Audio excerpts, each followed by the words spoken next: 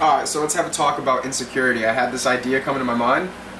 I was like, you know what, this could be something that's important to share, so why not just give it a share and see if it makes sense to people. Obviously, this is just a current thought. It has every possibility to change and to grow, but I feel like I want to share it right now. I feel like it's useful to share. It could be wrong, but maybe it helps ignite other ideas. So what I'm thinking, I was thinking about insecurity, right? I'm thinking insecurity stems from temptation, right? So, for example, me, personally, sometimes I feel insecure thinking that I'm not an attractive person. And the reason that makes me feel insecure is because, like, I want to find a mate. And typically that means having sex. You know, I don't think right now, sure, in my mind, you know, it's all correlated. In my mind, I would absolutely want to fall in love, like, straight up, and build this, you know, perfect world scenario, like, whatever the fuck. But right now I think I also fall in line with just wanting to have sex and not really caring about building a relationship or something like that. Just dual sides of it, temptation on both sides, you know what I mean? Either way, it has to do with finding a partner, and that's where this insecurity comes in. You know, I feel insecure about my looks because then I'm not going to find a partner, I'm not going to build a relationship or family, I'm not going to have sex, I'm not going to be able to do any of that, right? So it's all insecurity dealing with the opposite sex and acquiring relationships. Some, you know, it still has to do with temptation, whether it's wholesome, whether it's not. You know, whether I want to build a family and it's like the best family, the temptation is building a wholesome family. It's tempting, that's beautiful. So that's where the insecurity comes in. It comes from temptation, and temptation can be wholesome, quote unquote, based off of your wholesome desires. You're tempted towards a wholesome goal, or it can be temptation off of something that's not so wholesome, like instant gratification, instant pleasure. You know what I mean? So that's what my idea was. Insecurity comes from temptation.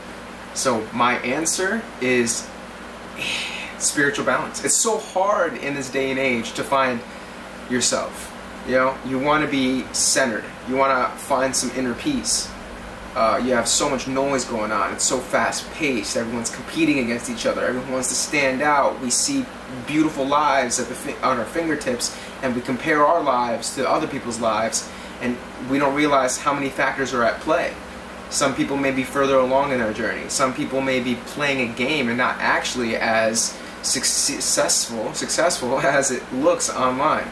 So there's many factors at play, and the most important factor is you, and finding yourself and taking the time for you.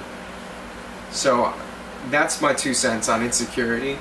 You know what I mean? I thought I'd share an example of insecurity, a personal example, that way you can find some correlation, saying, you know, how it can be applicable. So that's the easiest way I understand insecurity about looks, finding a partner. I don't know what you're insecure about. I'm sure it probably stems from some sort of temptation. Do some inner think deeply about yourself. I don't know, inner reflection, whatever the fuck the word is. Do whatever you need to do and figure this shit out. I think it's important to just really sit with yourself and try to figure out your mind and try to figure out who you are. That doesn't mean just because you sit and you think that you're going to figure it out, it doesn't necessarily mean that you're going to do that. But, you know, I think it's useful to first get started with acknowledgement, and then once you get started with acknowledgement, you can begin doing whatever you want to do, right?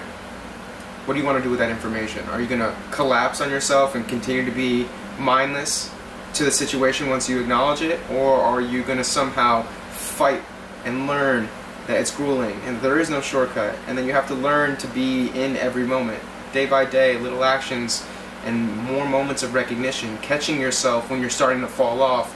You have to be constantly aware of your personality and constantly aware of your shortcomings and aware of your involuntary actions, so that way they can become voluntary and you can start to shape yourself.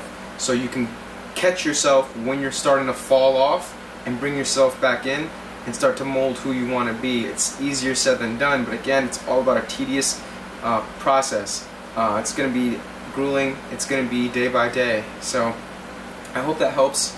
I hope that you can find some value in it. Again, I just wanted to share an idea. It could be completely wrong. I could be completely wrong, and that's perfectly fine. That's all part of the process as well. You're going to come up with ideas and think you're wrong, or be wrong, and you learn and you continue to keep on growing. So I wanted to share that. Maybe it makes sense to you. Tell me what your thoughts are, and let's keep on growing. Maybe, you know, keep shooting the shits. Let's do some back and forth. I do back and forth with myself all the fucking time. That's my greatest back and forth. Honestly, I don't have a lot of people who can really have these back and forths at my speed.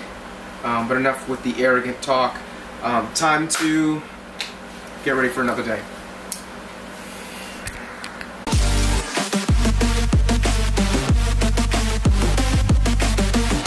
What do you think? Did that make any fucking sense?